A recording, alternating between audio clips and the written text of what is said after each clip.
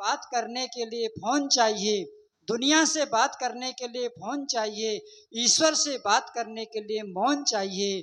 जो दुनिया से बात करता है वो बिखर जाता है और जो ईश्वर से बात करता है वो निखर जाता है। यह चिंतन अगर आप देंगे तो जीवन सुंदर और स्वस्थ होगा। सज्जनों, बहुत सुंदर चिंतन। अगले वक्ता को आपके बीच में लाऊं उससे पहले जो हमारे इस आर्य समाज के संपूर्ण कार्यक्रम के आयोजक हैं, जिन्होंने अपना संपूर्ण तन मन धन इस पर समर्पित किया है, ऐसे आदर्श आदरणीय ओम प्रकाश जी आर्य प्रधान स्वर्ण जयंती समारोह, आपका स्वागत है, धन्यवाद है। आप आएं और अपनी बात रखें। अभी आपने आदरणीय श्री असरफीलाल जी शास्त्री के बहुत अच्छे विचार सुने। और तो मैं तो कहा करता हूं, भारत के पतन में एक कारण बहुत बड़ा मूर्ति पूजा भी है। आप यदि चिंतन करेंगे कि जहां भी धोखा हुआ, ये बहुत बड़ा धोखा हुआ। मैं आपको सोमनाथ मंदिर की तरफ ले जाता हूं।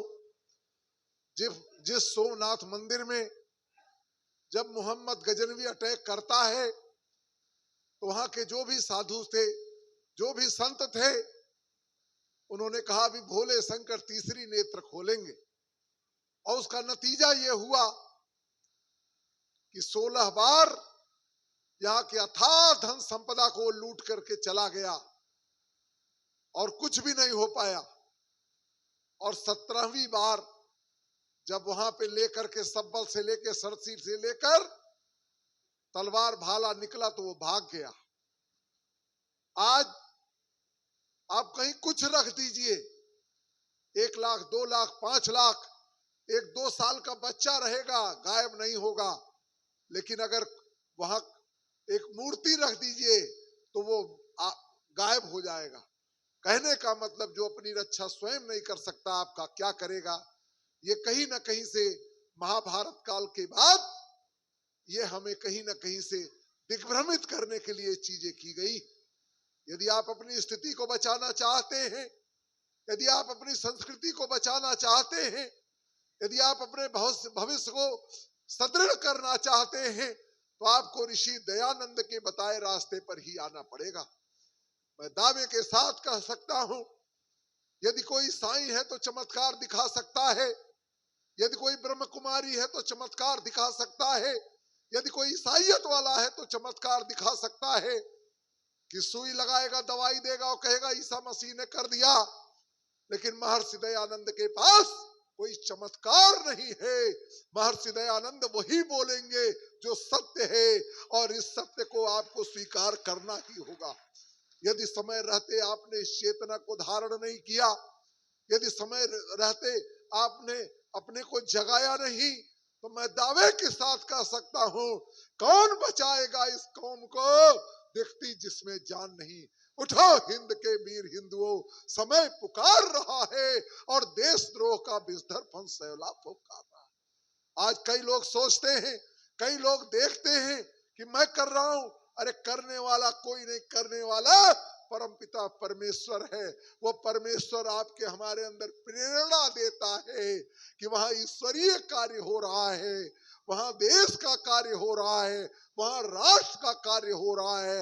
यदि महर्षि दयानंद सरस्वती कितने दिन भूखे रह के, प्यासे रह करके, यदि कितनी तपस्या करके कि उन्होंने इस कौम को बचाने के लिए कितना बड़ा परेशानी सहा, लेकिन वो कभी विचलित नहीं हुए।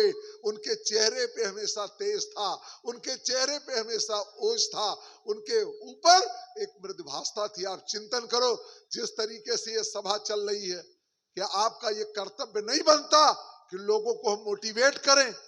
एक सुरती वाला कहता है ठोकता है सुरती खाओ, बीड़ी वाला कहता है भी 2 फूंक लगाओ, सिगरेट वाला अलग, शराब वाला भी कहता है पी लो, अंडा वाला भी कहता है संडे हो या मंडे कभी रोज खाओ अंडे।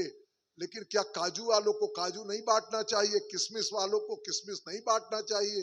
यदि आप अपने विचार को लोगों तक नहीं फैलाएंगे, इन ज्ञानियों की बातों को नहीं फैलाएंगे, तो कहीं ना कहीं से आपकी अपनी संस्कृति से, अपने राष्ट्र की, अपने माता पिता से जो आपको एक संस्कार मिला है, उसके ऊपर पूरी पूरी गद्दारी होगी। और मैं कहा करता हूं, इस कलयुग में नमक हलालों से ज्यादा नमक हरामों की कदर की जाती है। कहीं ना कहीं से कल का भी समय है, 8 बजे से प्रातःकालीन यज्ञ में अवश्य आइए। यज्ञ में श्रेष्ठतम कर्म मनुष्य के जीवन का श्रेष्ठ सुंदर कर्म यज्ञ है। यज्ञ में विष्णु, जहां यज्ञ होता है विष्णु देवता निवास करते हैं और विष्णु की पत्नी लक्ष्मी। आप मर्यादा पुरुषोत्तम राम का नाम लेते हैं, लेकिन राम को तो माना, लेकिन माना नहीं राम की। आप कृष्ण को मानते हैं, आप कहीं ना कहीं हनुमान जी को मानते